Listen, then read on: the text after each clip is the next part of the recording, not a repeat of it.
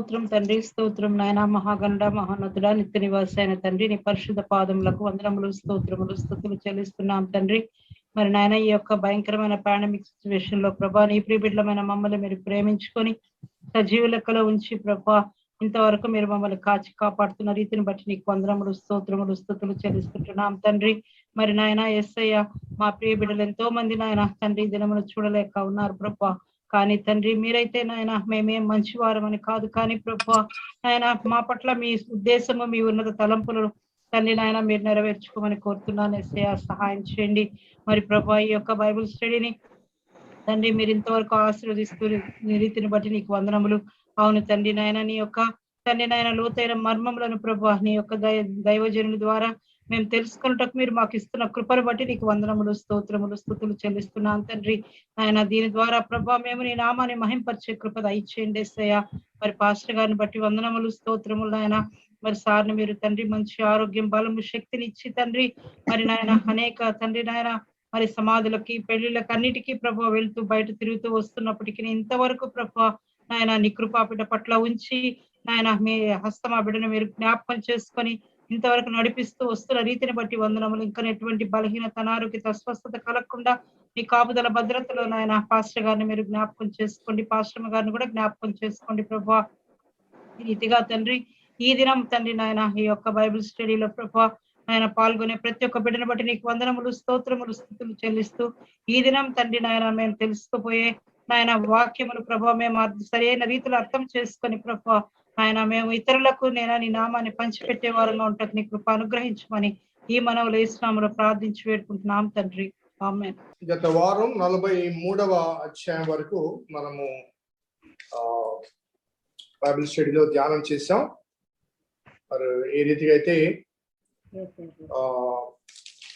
యోసేపు యొక్క అన్నదమ్ములు ఐగుప్తుకు వెళ్ళడం, అక్కడ ఆహారం కొరకు అడగడం, మరి బెంజమిన్ తీసుకుని వస్తే తప్ప ఇవ్వనని చెప్పి మరలా చెప్పడం, మరలా రెండోసారి రావడం, తిరిగి బెన్యామిన్ తీసుకుని వెళ్ళడం, అక్కడ యోసేపు వారికి విందు చేయడం అనేది 43వ అధ్యాయం వరకు మనం గమనించాం.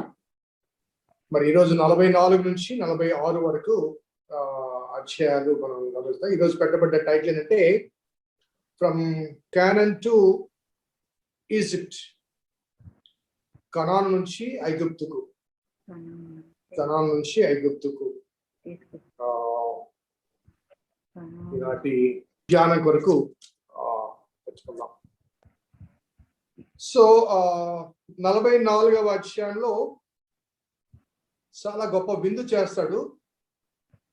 ఆ విందు చేసినప్పుడు యాక్చువల్గా ఐగుప్తీయులు హెబ్రీలతో కలిసి భోజనం చేయరు, సహవాసం చేయరు. అసలు హెబ్రీలు అంటే వారికి అసహ్యం.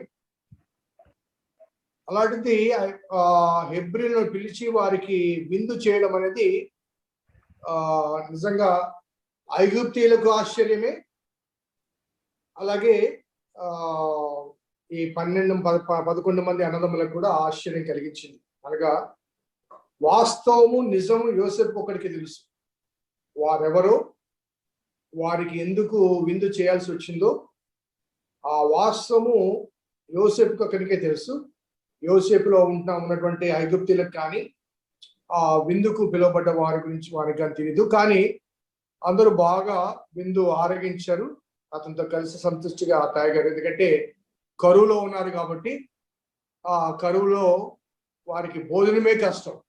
అలాంటిది అంతటి మంచి ఆహారం, విందు, భోజనము అందించబడినట్టే నిజంగా వారికి ఒక సంతోషాన్ని కలిగించే ఒక అంశం. కాబట్టి ఆ తర్వాత వారి గిన్నెల్లో పట్టినంత ఆహార పదార్థాలు ఎవరి రూకలు వారికి యాజ్ యూజువల్ గా వారి గిన్నెల్లో పెట్టడం. అదే రీతిగా చివరి వాడి గోనెలో యోసేపు త్రాగే వెండి గిన్నె, ఆ వెండి పాత్రను దాంట్లో కావాలని పెట్టించడం మనము చూస్తాం 44వ అధ్యాయం మొదటి భాగంలో. సో ఇక్కడ యోసేపు ఒక ప్రణాళిక ప్రకారం మరి యాక్ట్ చేసినట్టుగా మనం గమనించవచ్చు. ఎందుకంటే ఆయన విందు చేశాడు, ఎందుకు చేశాడో ఎవరికి తెలియదు. బాగా భోజనం పెట్టాడు, ఆ తర్వాత మరి ధాన్యాన్ని ఇచ్చాడు, వారి రూకలు వారికే పెట్టాడు. అదే రీతిగా మరి బెన్యామీను సంచిలో వెండి పాత్రను అందించడం అనేది మనం చూస్తాం. ఇక్కడ ఇమ్మీడియట్ గా తెల్లవారినప్పుడు 3వ వర్షంలో వారు కొంత దూరం వెళ్ళక ముందే మళ్ళీ ఆ గృహ నిర్వాహకుని పంపించి, మరి మీరు మేలుకు కీడు చేయనేలా, దేనితో నా ప్రభు పానము చేయను, దేని వలన అతడు శకునము చూచును, అది ఇదే కదా, మీరు దీన్ని చేయటం వలన కాని పని చేస్తారని వారితో చెప్పమను. అతడు వారిని కలుసుకొని ఆ మాటలు వారితో చెప్పినప్పుడు వారు, మా ప్రభు ఇట్లు మాట్లాడనేలా, ఇట్టి పని చేయుట నీ దాసులకు దూరమగును గాక. ఇదిగో మా గోనె మూత్రలు మాకు దొరికిన రూకలను కనాను దేశం నుంచి తిరిగి తీసుకుని వచ్చింది. నీ ప్రభు ఇంటిలోంచి మేము వెండినను బంగారం ఇట్లు దొంగిలితము. నీ దాసులలో ఎవరి యొద్ద అది దొరికినో వాడు సత్సును గాక, మరియు మేము మా ప్రభునకు దాసులముగా ఉందుమని అతనితో చెప్పిరి. ఇక్కడ వారు ఆ 11 మంది కూడా తెలియకుండానే ఒక విషయం ఏంటంటే, ఎవరి దగ్గర ఆ గిన్నె దొరికితే వాడు చచ్చుడు గాక. కనుక వారి నమ్మకం ఏంటంటే, మా 11 మంది ఇటువంటి పని చేయం, కాబట్టి ఎవరి సంచుల్లో కూడా ఇది దొరకదు, ఒకవేళ దొరికితే వాడు చచ్చుడు గాక. అంత మాత్రమే కాకుండా మేమందరం కూడా నీకు దాసులం అయిపోతాం, ఇంకా మేము మళ్ళీ వెనక్కి వెళ్ళము అని చెప్పడం అనేది కనబడుతుంది. మరి ఆ తర్వాత వారు వెతికినప్పుడు 12-13 వర్షాలు చూస్తే పెద్దవాడు మొదలుకొని చిన్నవాని వరకు వాని సోదా చూడగా ఆ గిన్నె బెన్యామీను గోనెలో దొరికెను. కాబట్టి వారు తమ బట్టలు చింపుకొని ప్రతివాడు తమ గాడిద మీద గోనెలు ఎక్కించుకొని తిరిగి వెనక్కి పట్టణంకు వచ్చిరి. అప్పుడు యూదాయన అతని సహోదరుడు యోసేపు ఇంటికి వచ్చిరి. అతను ఇంకా అక్కడే ఉండను కనుక వారు అతని ఎదుట నేలను సాగిలపడిది. ఇక్కడ గోనెలు వెతికినప్పుడు బెన్యామీను గోనెలో అది దొరికినప్పుడు వారు చేసిన పని ఏంటంటే, బట్టలు చింపుకొని, ఆనాటి యూదా సాంప్రదాయంలో మనం గతంలో మనం చూస్తే 37:20లో రూబేనుకు యోసేపు కనబడినప్పుడు, అలా అన్నది గుట్టలు పడేశారు, యోసేపు కనబడినప్పుడు రూబేను బట్టలు చింపుకుంటాడు. అదే రీతిగా 37:34లో యోసేపు చనిపోయాడని వాస్తవం తెలిసినప్పుడు యాకోబు బట్టలు చింపుకుంటాడు. కాబట్టి వస్త్రాలు చింపుకోవడం అనేది, ఎవరైనా చనిపోయినప్పుడు ఆ దుఃఖాన్ని పట్టలేక, ఆ దుఃఖాన్ని భరించలేక, ఆ దుఃఖాన్ని ఎక్స్ప్రెస్ చేయడానికి బట్టలు చింపుకోవడం అనేది అక్కడ ఆనవాయితీ. కాబట్టి వీరు ఎందుకు బట్టలు చింపుకున్నారు అంటే, తప్పనిసరిగా ఆ నేరం బయటపడింది కాబట్టి, ఆ నేరాన్ని బట్టి ఎవరు చంపబడతారు? బెన్యామీను చంపబడతారు. ఆ బెన్యామీను చంపబడితే ఏమవుతుంది? వెనక్కి బెన్యామీను తీసుకుని వెళ్ళలేరు, వెళ్ళకపోతే తండ్రి చనిపోతాడు. కాబట్టి ఆ దుఃఖాన్ని వారు గమనించి తమ బట్టలు చింపుకున్నారు అనే మాట అక్కడ కనబడుతుంది. అదే రీతిగా 13వ వర్షంలో బట్టలు చింపుకుంటారు. 15, 16, 17 వర్షాలు మనం గమనిస్తే యోసేపు మాట్లాడే మాటలు చూడండి. మీరు చేసిన ఈ పని ఏమిటి? నా వంటి మనుష్యుడు శకునము చూచి తెలుసుకున్నానని మీకు తెలియదా అని వారు త్వరగా యూదాయితులను, ఏలిన వారితో ఏమి చెప్పగలము? ఏమందము? మేము నిర్దోషులమని ఎట్లు కనపరుచుకోగలము? దేవుడే నీ దాసుల నేరము కనుగొనను. ఇదిగో మేమును ఎవని యొద్ద ఆ గిన్నె దొరికినో వాడును ఏలిన వానికి దాసుల మగుదము కాక. అందుకని అట్లు చేయుట నాకు దూరమగును కాక. ఎవని చేతిలో ఆ గిన్నె దొరికినో వాడే నాకు దాసుడుగా ఉండును. మీరు మీ తండ్రి యొద్దకు సమాధానముగా వెళ్ళుడి. సో ఈ సంభాషణ కానీ, ఈ క్రియలన్నీ కానీ మనం గమనిస్తే, యోసేపు ఒక ప్రణాళికాబద్ధంగా ఒక ప్లాన్డ్ యాక్టివిటీ. మొదట వాళ్ళు వచ్చినప్పుడు వారి సంచుల్లో, వారి రూకలు వారి సంచుల్లో ఉంచడం, మరి రెండవసారి ఉంచినప్పుడు బెన్యామిన్తో వస్తే తప్ప మేము నా ముఖం చూడొద్దని చెప్పడం, బెన్యామీను పిలిపించుకోవడం, ఆ తర్వాత మరలా వారి సంచిలో గిన్నె పెట్టడం, అది కూడా బెన్యామీను సంచిలోనే పెట్టడం, మరి ఆ తర్వాత బెన్యామీను దొరకడం, ఇవన్నీ కూడా దొరికిన తర్వాత వారిని ప్రశ్నించడం, యోసేపు ప్రశ్నించడం, యోసేపు తానే పెట్టించి తానే ప్రశ్నించడం. సో ఇవన్నీ కూడా యోసేపు యొక్క ప్రణాళిక. ఆ ప్రణాళికల ఉద్దేశం ఏంటంటే వారిని తప్పు పడితే తప్ప, అనగా వారికి ఇచ్చిన కానుకలు వస్తు సామాగ్రి ఇచ్చిన తర్వాత బెన్యామీను వస్తే తప్ప, రెండవసారి ఇవ్వనంటే తప్ప వారు బెన్యామీను తేరు. సో మొదట తన తమ్ముడిని చూడాలి. కాబట్టి ఫస్ట్ కండిషన్ అంటే నెక్స్ట్ టైం మీరు వచ్చినప్పుడు బెన్యామీను మీరు తప్పనిసరిగా తీసుకొని రావాలి. రెండవసారి కండిషన్ ఏంటి? తమ్ముడిని మాత్రమే కాదు, తండ్రిని కూడా చూడాలి. తండ్రిని కూడా చూడాలంటే మీ తండ్రిని తీసుకుని రండి అంటే వాళ్ళు ఏమంటారు? యాకోబు రాడు. అట్ ద సేమ్ టైం ఆ వృద్ధాప్యంలో తాను దేవుడు వాగ్దానం చేసిన కనాను వదిలిపెట్టి ఐగుప్తుకు వస్తాడా? రాడు. కాబట్టి యాకోబును పిలిపించాలి అంటే తప్పనిసరిగా బెన్యామీనును ఆయన పట్టుకోవాలి. బెన్యామీను ఒక ట్రంప్ కార్డు లాగా. సో రెండవసారి రావటానికి, అనగా బెన్యామీను తేవడానికి రెండవసారి బెన్యామీన్ రావాలంటాడు. మరి తన తండ్రిని పిలిపించుకోవడానికి బెన్యామీను ఒక పాత్రగా మరి యోసేపు ఒక ప్రణాళిక ప్రకారం చేయడం జరుగుతుంది. సో అక్కడ బెన్యామీను సంచిలో ఆ పాత్రను పెట్టడం మాత్రమే కాకుండా ఎవడు నేరము చేసినో అతడు దాని నేరాన్ని అంగీకరించాలి, లేకపోతే దానికి తగిన శిక్ష అనుభవించాలి. మీ పాటికి మీరు వెళ్ళిపోండి అంటాడు. మీరు వెళ్ళిపోండి అనే మాట అక్కడ 16 వచనం, ఇదిగో మేమును ఎవని యొద్ద ఆ గిన్నె దొరికినో వాడును ఏలిన వారికి దాసులమగును కాకంటే అందుకతడు అట్లు చేయటం నాకు దూరమగును కాక, ఎవరి చేతిలో ఆ గిన్నె దొరికినో వాడే నాకు దాసుడు, మీరు మీ తండ్రి యొద్దకు సమాధానంగా వెళ్ళండి. సో ఇక్కడ అన్నంలో ఒక చక్కని లక్షణం ఏంటంటే బెన్యామీను యోసేపును అధికంగా తండ్రి ప్రేమించినందుకు వారు అసూయపడ్డారు. యోసేపుకు రంగు చొక్కా కుట్టించినందుకు వారు అసూయపడ్డారు.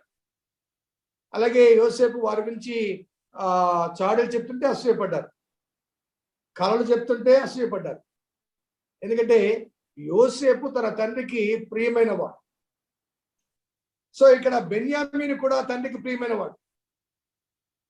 కాబట్టి యోసేపు పట్ల ఎలా ప్రవర్తించారో అదే రీతిగా బెన్యామీను పట్ల ప్రవర్తించే అవకాశం ఉంది. ఎందుకంటే తండ్రి చేత అతిగా ప్రేమించబడిన యోసేపుని ఎలా చంపారో అలాగే బెన్యామీను కూడా ఆ తండ్రి చేత అతిగా ప్రేమించబడ్డాడు. కాబట్టి మేము తీసుకుని వెళ్ళాము, అక్కడ ఐగుప్తులో ధాన్యం ఇచ్చే అధిపతి ఇలా చేశాడు, బెన్యామీను గోతులో ఆ అధిపతి యొక్క పాత్ర దొరికింది, మేమేం చేయాలి, ఆ బెన్యామీనే పెట్టుకున్నాడేమో తీసుకున్నాడేమో అని తండ్రికి బెన్యామీను మీద సాడీలు చెప్పే అవకాశం ఉంది. ఎందుకంటే యోసేపు విషయంలో ఆ అంగీని రక్తంలో ముంచి, ఇదిగో నీ కుమారుని వస్త్రము దారిలో మాకు దొరికింది, ఏదైనా క్రూర మృగం తినేసిందేమో అని చెప్పగలిగిన వాళ్ళు బెన్యామీను విషయంలో కూడా చెప్పొచ్చు. కానీ ఇక్కడ తన అన్నదమ్ములున్న మార్పు ఏంటంటూ మార్పు గమనిస్తే అట్లు కాదు, మేమందరము ఎవడి సంచిలో దొరికిందో అతడు మాత్రమే కాకుండా మేమందరము దాసులు. అలా కాదయ్యా, అతనే నాకు సేవకుడిగా ఉంటాడు, దాసుడిగా ఉంటాడు, మీరందరూ వెళ్ళిపోండి అంటే అన్నా కానీ వారు వెళ్ళటానికి సాహసించరు. కాబట్టి అన్నల్లో ఆ మార్పు కనబడుతుంది. అలాగే ఈ ఆరోపించబడిన నేరాన్ని కేవలము బెన్యామీను మీద వేసి వాడు చిన్నోడండి, తప్పు చేశాడండి అని అనకుండా మేము అనే ఆ నేరాన్ని అందరి మీదకి తీసుకున్నారు. They have taken the guilt on upon everybody. మేమందరం కలిసి నేరం చేశాం, మేమందరము తప్పు చేశాం అనే భావన, అనగా బెన్యామీను ఒంటరి వాణిగా చేయకుండా ఆ నేరాన్ని కానీ ఆ తప్పుని కానీ దాన్ని తన మీదికి, అనగా వారందరి మీదకి వేసుకున్నట్టుగా మనము ఇక్కడ గమనించవచ్చు. సో ఆ తర్వాత మనము బెన్యామీను గురించి యూదా మాట్లాడుతూ, అయ్యా అలా కాదు, వీడి తల్లికి 2 బిడ్డలు, ఒకడు లేడు, రెండో వాడు ఒక్కడే ఉన్నాడు, వీడి మీద ప్రాణం పెట్టుకున్నాడు తండ్రి, మరి పంపించమంటే పంపించలేదు యాక్చువల్గా, కానీ మీరు ఇతన్ని తీసుకుని వస్తేనే తప్ప మాకు ధాన్యం ఇవ్వని చెప్పారు కాబట్టి ఆ తండ్రిని మేము బ్రతిమలాడాము. అంత మాత్రమే కాకుండా మరి ఆ తండ్రికి నేను పూటబడ్డాను. ముఖ్యంగా యూదా మాట్లాడే మాటలు మనం గమనిస్తే 30 నుంచి, కావున తమ దాసుడైన నా తండ్రి యొద్దకు మేము వెళ్ళినప్పుడు ఆ చిన్నవాడు మా యొద్ద లేని ఎడల అతని ప్రాణము ఇతని ప్రాణముతో పెనవేసుకుని ఉన్నది కనుక ఈ చిన్నవాడు మా యొద్ద లేకపోవటం అతడు చూడగానే చనిపోవును. అట్లు తమ దాసులమైన మేము నెరసిన వెంట్రుకలు గల తమ దాసుడైన మా తండ్రిని మృతుల లోకంలోనికి దుఃఖముతో దిగిపోవునట్లుగా చేయుదుము. తమ దాసుడైన నేను ఈ చిన్నవాడిని గురించి నా తండ్రికి పూటపడి నీ యొద్దకు నేను తను తీసుకుని రాని ఎడల నా తండ్రి దృష్టి యందు ఆ నింద నా మీద ఎల్లప్పుడూ ఉండునని చెప్పి తిని, కాబట్టి తమ దాసుడైన నన్ను ఈ చిన్నవానికి ప్రతిగా ఏలినవానికి దాసునిగా ఉండనిచ్చి ఈ చిన్నవాడిని తన సహోదరులతో వెళ్ళనిమ్ము. చిన్నవాడు నాతో కూడా ఉంటేనే కానీ నా తండ్రి యొద్దకు నేనేటు వెళ్ళగలను, వెళ్ళినడల నా తండ్రికి అపాయము చూడవలసి వచ్చును. ఇక్కడ యూదాను దేవుడు యూదా జాతిని ఎన్నుకోవడానికి గల కారణాల్లో ఇక్కడ యూదా మాటలు చాలా ఆసక్తి కలిగించే మాటలు కనబడుతున్నాయి. ఏంటంటే, నేను నా తండ్రికి పుట్టబడ్డాను కాబట్టి నా తండ్రి ఈ కుమారుని పంపించాడు. అట్ ద సేమ్ టైం ఇతనిని మీరు పంపించకపోతే ఇతనికి బదులుగా ఇతని ప్లేస్ లో నన్ను బంధించండి, ఇతని వెళ్ళనివ్వండి. అనగా యూదా ఆ నేరాన్ని తన మీద వేసుకుని బెన్యామీనుకు బదులుగా ఆ శిక్ష అనుభవించడానికి సిద్ధపడ్డాడు. బెన్యామీను యొక్క నేరాన్ని తన మీద వేసుకొని బెన్యామీనుకు బదులుగా శిక్ష తన మీద వేసుకోవడానికి సిద్ధపడతాడు. అది యూదాలో కనబడ్డ లక్షణం. మనము బైబిల్ గ్రంథంలో మిగతా 12 మందిలోంచి యూదా జ్యేష్ఠుడు కాకపోయినప్పటికీ యూదా జాతిలోంచి యూదా వంశంలో నుంచి దేవుడు ఎన్నుకున్న దావీదు రాజు కానీ ఆ తర్వాత ఆ దావీదు నుంచి లోకరక్షకుడైన యేసుక్రీస్తు వారు కానీ రావడానికి గల కారణం అంటే యూదా మరి ఇతరుల నేరాన్ని తన మీద వేసుకుని ఇతరులకు ప్రతిగా తన ప్రాణాన్ని అర్పించడానికి యూదా సమ్మతించాడు, లేకపోతే తాను సమర్పించుకోవడానికి సిద్ధపడ్డాడు.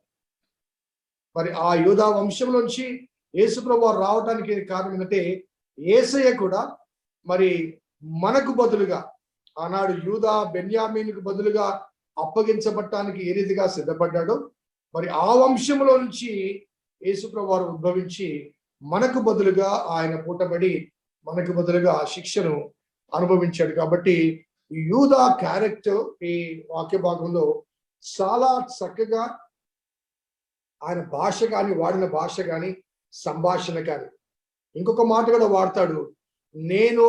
మేము వెళ్ళినప్పుడు మాతో పాటు ఈ చిన్నవాడు కనబడకపోతే ఇంకా వేరే కమ్యూనికేషన్ అక్కర్లేదు,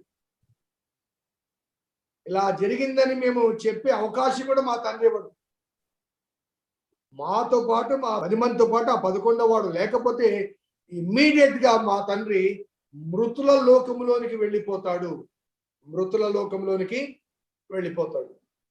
భాష కూడా మనము ఈ బైబిల్లో వాడబడ్డ భాష చాలా స్పష్టంగా వ్రాయబడ్డ మాట. అనగా మా తండ్రి చనిపోతాడు, లేకపోతే మా తండ్రి కూలబడిపోతాడు, లేకుండా పోతాడు అనే మాట వాడకుండా మృతుల లోకములోనికి వెళ్తాడు అని. మృతుల లోకం అంటే ఏంటి అర్థం ఏంటండి? దేవుని రాజ్యంలోనికి వెళ్ళడు అని. మాతో పాటు మా తండ్రి ఈ చిన్న కుమారుడు లేకపోతే అది చూడగానే తండ్రి చచ్చిపోతాడు అనగా అకస్మాత్తుగా చచ్చిపోతాడు అనగా ఆయుష్ తీరక ముందే చచ్చిపోతాడు. ఇంకొక మాటలో చెప్పాలంటే సూసైడ్. తండ్రి ఏం చేస్తాడు? సూసైడ్ చేస్తాడు. నిద్రాహారాలు మానేసి తిండి తిప్పలు మానేసి చూడగానే పడిపోతాడు. సో సూసైడ్ చేసుకుంటే ఏమవుతుంది? మృతుల లోకంలోకి వెళ్తాడు. కదండి. ఆత్మహత్యలు చేసుకుంటే ఏమవుతారు? పరలోకానికి వెళ్తారా? ఈ లోకంలో ఎన్ని కష్టాలు వచ్చినా, ఎన్ని శ్రమలు వచ్చినా, ఎన్ని బాధలు వచ్చినా, ఎన్ని ఇబ్బందులు వచ్చినప్పటికీ కూడా దేవుడు నియమించిన ఆయుష్కాలాన్ని మనము కొనసాగించాలి. ఆ నిర్ణయించిన గడిలో మనం వెళ్ళాలి, కానీ మధ్యలోనే మన ప్రాణాలు తుంచుకోకూడదు. సో స్పష్టంగా వీళ్ళు చెప్పిన మాట ఏంటంటే, మాతో పాటు మా సహోదరుడు లేకపోతే చూచి చూడగానే మా తండ్రి మృతుల లోకంలోనికి వెళ్తాడు. ఆ మాట నిజంగా ఒక విలువైన మాటగా మనము భావించవచ్చు. కాబట్టి మా తండ్రి యొద్దకు మా తమ్ముడు లేకుండా వెళ్ళి మా తండ్రికి వచ్చు అపాయాన్ని మేము చూడవలసి వస్తుంది. ఇవన్నీ ఎవరు వింటున్నారండి? యోసేపు వింటున్నాడు. యోసేపు చెప్తున్నాడు. మరి ఈ సంభాషణ, ఈ సమస్య కానీ లేకపోతే ఈ ప్లాటింగ్ కానీ చేసింది ఎవరంటే యోసేపే. ఎందుకు చేశాడు? తమ్ముని పిలిపించుకోవాలనుకున్నాడు, తర్వాత తండ్రిని కూడా పిలిపించుకోవాలనుకున్నాడు. కానీ ఇక్కడ యోసేపు చేసిన క్రియ వల్ల జరిగే పరిమాణాన్ని యూదా ఎక్స్ప్లెయిన్ చేసినప్పుడు ఇండైరెక్ట్ గా యోసేపు మనసు ఏంటంటే, నేను నా తండ్రిని పిలిపించుకోవాలని ఇలా ప్రయత్నం చేస్తున్నాను, అకస్మాత్తుగా నా తండ్రి చచ్చిపోతే ఏమవుతుంది? ఇంకా శాశ్వతంగా నేను చూడలేను కదా. సో అక్కడ యోసేపు హృదయంలో కలుగుతున్న వేదన కానీ లేకపోతే మదన పడిన అనుభవాలు కానీ మనం గమనించవచ్చు. ఎందుకంటే యోసేపుకు ఒక్కడికే అక్కడున్న వారిలో వాస్తవం తెలుసు. ఐగుప్తులకు తెలియదు, మిగతా అన్నదమ్ములకు తెలియదు, ఏమి జరుగుతుందో ఎవరు ఎదుట ఉన్నామో వారికి తెలియదు. ఇదంతా వాళ్ళు అన్నదమ్ములు మొదటిసారి వచ్చిన నాటి నుంచి యోసేపు హృదయంలో ఎటువంటి కలవరము ఉందో, ఎటువంటి ఆందోళన ఉందో, నా వాళ్ళని చూడాలన్న తపన ఎంతగా ఉందో. ఈ కరువు కాలంలో అప్పటికే 2 సంవత్సరాలు అయిపోయినాయి, ఇంకా 5 ఏళ్ళు ఉన్నాయి. కాబట్టి నా కుటుంబాన్ని పిలిపించుకొని వారిని పోషించాలన్న ఆశ, ఆ సంకల్పం తనకుంది. సడన్ గా యూదా ఉండి, అయ్యా నువ్వు ఇలా చేసావు, దీనివల్ల ఏమవుతుంది, నా తండ్రి మృతుల్లోకానికి వెళ్ళిపోతాడు అని చెప్పగానే 45వ అధ్యాయం చూడండి. అప్పుడు యోసేపు తన యొద్ద నిలిచిన వారందరినీ ఎదుట తను తాను అణుచుకొనలేక నా యొద్ద నుంచి ప్రతి మనుషుని వెలుపలికి పంపిబడని బిగ్గరగా చెప్పెను. యోసేపు తన సహోదరులను తను తాను తెలియచేసుకున్నప్పుడు ఎవరునూ అతని యొద్ద నిలిచి ఉండలేదు. అతడు ఎలుగెత్తి ఏడవగా ఐగుప్తీయులు ఫరో ఇంటి వారును వినిరి. అప్పుడు యోసేపు, నేను యోసేపును, నా తండ్రి ఇంకా బ్రతికి ఉన్నాడా అని అడిగినప్పుడు అతని సహోదరులు అతని సముఖమందు తొందరపడి అతనికి ఉత్తరము ఇవ్వలేదు. ఇక్కడ డ్రామా యొక్క కంక్లూజన్ లేకపోతే డ్రామా యొక్క ఫైనలైజేషన్, యోసేపు ఆడిన డ్రామా ముగింపు ఇక్కడ కనబడుతుంది. ఈ సంభాషణ తర్వాత ఎప్పుడైతే తండ్రి గురించి ఆ వార్త విన్నాడో ఇక ఈ డ్రామా ఆపేయాలి అని అనుకున్నాడు. ఆ బాధ తట్టుకోలేక అక్కడ ఉన్న ఐగుప్తీయులందరినీ బయటికి పంపించి వేశాడు. ఐగుప్తులు అనగా ఆ ధాన్యం కొలిచేవారు కానీ, తన రక్షక భటులు కానీ, గృహ నిర్వాహకుడు కానీ, వీరందరినీ బయటికి పంపించారు. సో వీరందరినీ ఎందుకు పంపించాలి అంటే, ఎందుకు పంపించవలసి వచ్చిందంటే, యోసేపు ఆ టైంలో బిగ్గరగా తన దుఃఖాన్ని ఆపుకోలేక బిగ్గరగా ఏడుస్తే ఇక అక్కడ ఉన్న ఐగుప్తులు ఇంక మారు మాట్లాడరు, ఇంకేం చేయరు. ఏమిటి అని ప్రశ్నించారు. వెంటనే ఆ 11 మందిని చంపేస్తారు. వెంటనే ఏమిటి ఎందుకు అన్నారు? ఎందుకంటే వారందరికీ తెలిసిందేంటి, యోసేపు ఒక గిన్నె ఈ అన్నదమ్ముల సంచిలో దొరికింది కాబట్టి, యోసేపు వెనక్కి పిలిపించాడు కాబట్టి, యోసేపు వారిని అడుగుతున్నాడు, ప్రశ్నిస్తున్నాడు కాబట్టి, అక్కడ ఒక కోర్టు సీన్ లాగా జరుగుతుంది కాబట్టి, మరి యోసేపులో దుఃఖం కలిగి బయటకు వచ్చి ఎక్స్ప్రెస్ చేయగానే ఇమ్మీడియట్ గా there is no second thought, అందరు కలిసి 11 మందిని చంపేస్తారు. వేరే ఛాన్స్ లేదు. కాబట్టి ముందుగా అందరినీ బయటికి పంపిస్తాడు. అందరినీ బయటికి పంపించి తన దుఃఖాన్ని ఆపుకోలేక ఎలుగెత్తి ఏడ్చాడు. ఏడిస్తే ఐగుప్తీయులు ఫరో ఇంటి వారు కూడా మరి ఆ ఏడుపు దుఃఖాన్ని విన్నారు. ఎంత గట్టిగా ఏడ్చి ఉంటాడు. ఫరో ఇంటి వారంటే బహుశా యోసేపు కూడా ఫరో ఆ భవనంలోనే రాజు తర్వాత రాజు కాబట్టి ఒక మంచి ప్యాలెస్ అతనికి ఇచ్చి ఉండవచ్చు. కాబట్టి అతను దుఃఖపడ్డప్పుడు, అతను గట్టిగా ఏడ్చినప్పుడు ఆ స్వరము లేకపోతే ఆ కేకలు విన్నప్పుడు మరి చుట్టుపక్కల వారికి వ్యాపించడం మాత్రమే కాకుండా అక్కడ పనివారు కూడా, అక్కడున్న పనివారు కూడా ఏమైందని ఆతృతగా చూసి ఉంటారు. అదే రీతిగా వారందరూ వెళ్ళి యోసేపు ఏడుస్తున్నాడు, దుఃఖపడుతున్నాడు. ఒక విధంగా వార్త ఐగుప్తు అంతా కూడా ప్రబలిపోయింది. అక్కడ ఫరో ఇంటి వారు, ఐగుప్తు ఇంటి వారు విన్నారు అని అంటే అర్థం ఏంటంటే ద న్యూస్ వాస్ స్ప్రెడ్. ఆ వార్త అంచెలంచెలుగా ఐగుప్తు అంతా క్షణాల్లో వెళ్ళిపోయింది. నేను చాలాసార్లు చెప్తుంటాను, గుడ్ న్యూస్ సువార్త ప్రకటించడానికి పక్కింటికి వెళ్ళడానికి 10 సంవత్సరాలు పట్టుద్ది, కానీ దుర్వార్త 10 క్షణాలు కూడా పట్టదు కదండి. దుర్వార్త చెప్పాలంటే 10 క్షణాలు కూడా పట్టదు. కాబట్టి ఆ యోసేపు వారందరినీ పంపించి ఎలుగెత్తి ఏడవగా ఫరోను ఐగుప్తీయులు విన్నారు. అప్పుడు యోసేపు, నేను యోసేపును నా తండ్రి ఇంకా బ్రతికి ఉన్నాడా అని అడిగినప్పుడు అతని సహోదరులు అతని సముఖమందు తొందరపడి అతనికి ఉత్తరము ఇవ్వలేదు. ఎందుకు వారు తొందరపడ్డారో మనకు బాగా అర్థమైపోతుంది పాటికి. కానీ కొన్ని విషయాలు చెప్తాను. తొందరపడ్డారు అన్నది ఒక చాలా సింపుల్ వర్డ్ అక్కడ వాడబండి. తొందరపడ్డం కాదు, టెరిఫైడ్ అయిపోతారు, భయంతో, ఆందోళనతో. ఎందుకు తొందరపడ్డంటే, నేను యోసేపును అనగానే మొదట వారి నేరం ఏంటంటే వారి గిన్నెల్లో, వారి సంచుల్లో వారి రూకలు కనబడ్డాయి, మొదటి నేరం. రెండవ నేరం ఏంటి, బెన్యామీను సంచిలో వెండి పాత్ర దొరికింది. ఇవన్నీ కూడా యోసేపు కావాలని జరిగించాడు. ఎందుకంటే ఐగుప్తులో వారిని శిక్షించడానికి ఒక రీజన్ కావాలి కాబట్టి ఈ 2 రీజన్స్ చాలు యోసేపు వారిని చంపడానికి. ఈ 2 రీజన్స్ చాలు యోసేపు వారిని చంపడానికి. కాబట్టి నేను యోసేపును అనగానే ఇంకా మన పని అయిపోయింది. అమ్మ బాబోయ్, మన పని అయిపోయింది, ఇక బ్రతికే అవకాశాలు లేవు. యోసేపు చాలా చక్కగా ప్లాన్ వేసి మన డబ్బులు మన సంచుల్లోనే పెట్టి వెండికి ఇక్కడ పెట్టేసి మనము నేరం చేయకుండానే మనం నేరం చేసినట్టుగా ఆయనే పనిచేసి మనల్ని పట్టుకున్నాడు, మన పని అయిపోయింది. సో ఇది వారిలో కలిగిన ఆ భయం.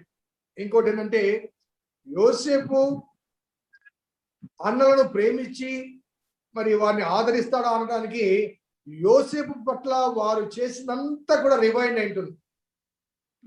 ఏ రీతిగా అసూయపడ్డారు, ఏ రీతిగా ఆ గుంటలో పడవేసినప్పుడు ఆ యోసేపు వాడిని బతిమలాడుంటాడు కదండి, అన్నా అన్నా అన్నా అని బతిమలాడుంటాడు కదా. కాబట్టి ఆ గుంటలో పడివేశారు. ఆ తర్వాత వేరే వాళ్ళకి అమ్మి వేశారు. 17-18 సంవత్సరాల యవనస్తుడిగా ఉన్నవాడు, మంచి భవిష్యత్తు గురించి కలలు కంటున్నవాడు, మరి దేవుని యొక్క ఉద్దేశం నెరవేర్పు కొరకు ఎదురు చూస్తున్నవాడు, ఈ 10 మంది కలిసి అతన్ని బంధించి అమ్మివేస్తున్నప్పుడు మరి ఎటువంటి రీతిగా బానిసగా అమ్మబడ్డాడు. దాదాపు ఆ తర్వాత 20 సంవత్సరాలు బానిసగా జీవించాడు. 20 సంవత్సరాలు బానిసగా ఉన్నాడు. మరి ఈ పరిస్థితుల్లో 8 సంవత్సరాలు కాదు, 14 సంవత్సరాలు, 14-15 సంవత్సరాలు బానిసగా ఉన్నాడు. ఆ తర్వాత ఇవన్నీ జరిగిన తర్వాత యోసేపు తప్పనిసరిగా మా మీద పగ తీర్చుకుంటున్నాడు అనే భావన. అదే రీతిగా పగ తీర్చుకోవడానికి ముందుగా ఏం చేసి ఒక విందు పెట్టాడు, బాగా భోజనం పెట్టాడు. సో మనలో కొంతమంది బలిస్తుంటారు పశువులు.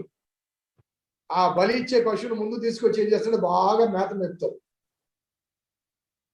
అలాగే మన జ్యుడిషియల్లో కూడా ఎవరికైనా మరణశిక్ష విధిస్తే వాడిని ఉరివేయక ముందు చాలా బాగా చూసుకుంటారు. ఆ జైల్లో పెట్టి వాడికి కావాల్సిన ఆహారం, వాడి కోరికలని తీరుస్తారు. నీ చివరి కోరిక ఏంటి అని అడుగుతారు. తర్వాత వాడిని ఉరికి చేయక ముందు డాక్టర్ వచ్చి పరీక్షిస్తారు. కనీసం వాడికి బీపీ ఉన్నా కానీ ఉరి తీయరు. ఏ జబ్బు లేకపోతేనే ఉరి తీస్తారు. కాబట్టి ఈ విందు కూడా బాగా మమ్మల్ని చంపడానికి, ఉరి వేయడానికి బాగా విందు కూడా బాగా పెట్టాడు అనే ఈ ఆలోచనలు వారికి వచ్చి చాలా చాలా చాలా ఆ సీన్ ఒకసారి ఊహించుకోండి. ఎప్పుడైతే యోసేపు తన్ను తాను ప్రత్యక్షపరుచుకున్నాడో, తన పట్ల ఎంత దుర్మార్గంగా ప్రవర్తించారో వారి దగ్గర అతడు యజమానిగా ఉంది. ఐగుప్తులో సర్వ అధికారం కలిగి ఉంది. ఏమి చేసినా కానీ ఫరో అంగీకరిస్తాడు, ఫరో ఆజ్ఞ ఇస్తాడు. కాబట్టి అంతటి అధికారంలో తమ తమ్ముడు, వారు బానిసగా ఆమె తమ్ముడు ఎదురుగా నిలబడితే మరి అది భరించడం చాలా కష్టం. కాబట్టి వారు భయపడి ఏమీ ఉత్తరము ఇవ్వలేకపోయాను. అప్పుడు యోసేపు దగ్గరికి పిలుచుకొని, అప్పుడు అతడు ఐగుప్తునకు వెళ్ళినట్లు మీరు అమ్మి వేసిన మీ సహోదరుడైన యోసేపు నేనే అంటూ, యోసేపులోని గుణలక్షణాలు చూడండి. 5వ వచనం నుంచి మనం గమనిస్తే 8 వరకు యోసేపు మాట్లాడిన మాటల్లో, ఆయనను నేను ఇక్కడికి వచ్చినట్లు మీరు నన్ను అమ్మి వేసినందుకు దుఃఖపడకుడి, అది మీ సంతాపము పుట్టించనీయకుడి, ప్రాణ రక్షణ కొరకు దేవుడే మీకు ముందుగా నన్ను పంపారు. ఎవరు పంపించారండి? దేవుడే పంపించారు, మీరు కాదు. దేవుని ప్రణాళిక నా పట్ల నెరవేర్చబడటానికి దేవుడు ముందుగా పంపించాడు. మీరు పాత్రలు మాత్రమే. కాబట్టి దేవుడే ముందుగా పంపించాడు. ఎందుకంటే మీ ప్రాణ రక్షణ కొరకు. కరువు వస్తుందని, కరువు కాలంలో కనాన్లో ఉన్న వారందరూ కరువులో బాధించబడతారని, కాబట్టి మిమ్మల్ని రక్షించడానికి దేవుడే ముందు పంపించాడని 6వ వచనం గమనిస్తే, 2 సంవత్సరం నుంచి కరువు దేశంలో ఉన్నది, సేద్యములను కోతలు లేని సంవత్సరం ఇంకా 5 వచ్చును. మిమ్మల్ని ఆశ్చర్యముగా రక్షించి దేశంలో మిమ్మల్ని శేషముగా నిలుపుటకు, ప్రాణముతో కాపాడుటకు దేవుడు మీకు ముందుగా నన్ను పంపించాడు. మీ ప్రాణమును కాపాడుటకు దేవుడు ముందుగా నన్ను పంపించాడు. 8వ వచనంలో, కాబట్టి దేవుడే కానీ మీరు నన్ను ఇక్కడికి పంపలేదు. ఆయన అనగా దేవుడు నన్ను ఫరోకు తండ్రిగాను అతని ఇంటి వారందరికీ ప్రభువుగాను ఐగుప్తు దేశమంతటి మీద ఏలికగా నియమించాడు.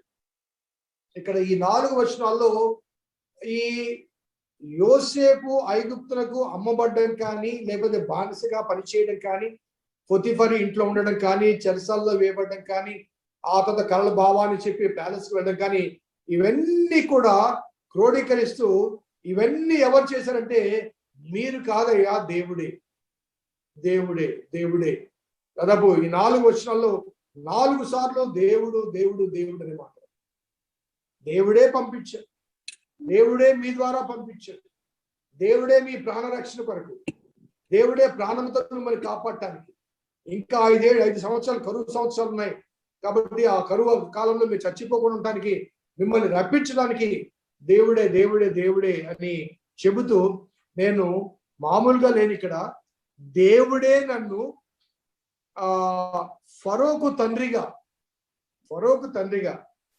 చక్కని పదజాలాన్ని బైబిల్ గ్రంథంలో వాడమంది. తండ్రి అంటే యోసేపు ఏది చెప్తే అది ఫరో వింటాడు. అనగా మన తండ్రి ఏది చెప్తే బిడలుగా మనం ఏది వింటామో, యోసేపు ఏది చెప్తే ఫరో అది వింటాడు. అది అక్కడ పరిస్థితి. కాబట్టి ఫరోకు నేను తండ్రిని అంటాడు, ఫరోకు నన్ను తండ్రిగా నియమించాడు అంటాడు. అలాగే ఐగుప్తు దేశం అంతటి మీద మరి ఏలికగా నియమించాడు, అతని ఇంటి వారందరికీ ప్రభువుగా నియమించాడు. ఈ మాటలన్నీ మనము జ్ఞాపకం చేసుకుంటే, ఆయన యోసేపు జరిగిన ఆ వృత్తాంతాన్ని అంతటిని కూడా దేవుని ప్రణాళికగా యోసేపు గుర్తించాడు. దేవుని చిత్తము నెరవేర్చడానికి దేవుని ప్రణాళికగా ఆయన నన్ను నియమించాడు, నన్ను పంపించాడన్న వాస్తవాన్ని ఆయన చెప్పడం జరుగుతుంది. కాబట్టి ఈ కన్ఫెషన్ మొత్తం మనం గమనిస్తే, దేవుడే స్వయముగా ఈ ఐగుప్తులకు వీరిని పంపించడానికి ఒక ప్రణాళిక వేశాడు అని భావించవచ్చు. అప్పటికి అన్నల్లో ఆ నమ్మిక కలగదు. అప్పుడు 11వ వచనం, ఇంకను 5 కరువు సంవత్సరాలు వచ్చును గనక నీకును నీ ఇంటి వారికి నీకు కలిగినంతయు పేదరికం రాకుండా అక్కడ నిన్ను పోషించుచున్నాడని మీరు మీ తండ్రితో చెప్పండి. ఇదిగో మీతో మాట్లాడుచున్నది నా నోరే అనే మాట అనగా అక్కడ ఈ భాష, ఈ సంభాషణ, ఈ అన్నదమ్ములకు మధ్య జరిగే ఈ సంభాషణలో యోసేపు మాట్లాడే భాష ఐగుప్తీయులకు అర్థం కానటువంటి హెబ్రూ భాష. నా నోరే మాట్లాడుతుంటే మీకు ఇంకా నమ్మిక కలగలేదా? నేను యోసేపునని, నా వస్త్రాధారణ చూస్తున్నారు, లేకపోతే బానిసగా అమ్మబడ్డ వ్యక్తి అధికారిగా ఉండడం ఏంటి అని మీరు భయపడుతున్నారు, భ్రమపడుతున్నారు. ఈ 30 సంవత్సరాలలో నా ముఖ వచ్చస్సు కానీ లేకపోతే పర్సనాలిటీ కానీ మారింది కాబట్టి మీరు భయపడుతున్నారు. కానీ నా నోరు అనగా నేను మీ భాషలో మాట్లాడుతున్నాను కాబట్టి ఆ భాషను బట్టైనా కానీ నేను మీతో కూడా హెబ్రీడ్ని అనే వాస్తవాన్ని మీరు గమనించండి, గ్రహించండి అని చెప్పడం అనేది అనగా Joseph was trying to convince his brothers that he is Joseph, నేను యోసేపును అని కన్విన్స్ చేయడానికి చేసిన ఆ ప్రయత్నం మనకు కనబడుతుంది. అట్ ద సేమ్ టైం ఆ మాటలన్నీ కూడా ఐగుప్తీయులు వినకూడదని, వింటే మరలా ఫరోకు నెగిటివ్ గా కమ్యూనికేషన్ వెళ్తే మరి ఫరో దృక్పథం మారుతుందేమో అన్న ఉద్దేశంతో ఆయన ఆ భాష మాట్లాడి ఉండవచ్చు. అలాగే 16 నుంచి 24 వరకు ఫరో ఒక రెస్పాన్స్ మనం చూడవచ్చు. ఫరో యొక్క రెస్పాన్స్,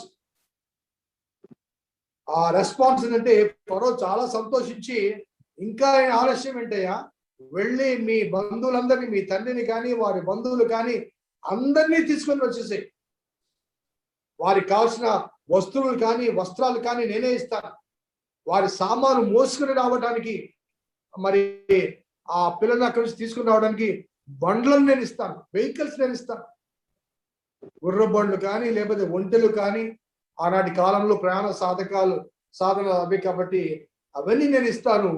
వెంటనే మీ తండ్రిని తీసుకుని వచ్చి ఐగుప్తులో ఎక్కడ బాగుంటే అక్కడ నివసించండి, ఐగుప్తులోని ద బెస్ట్ ఐటమ్స్ అన్ని మీకు అందించబడతాయి అని ఆ ఫరో అతని పట్ల మంచి మాటలు.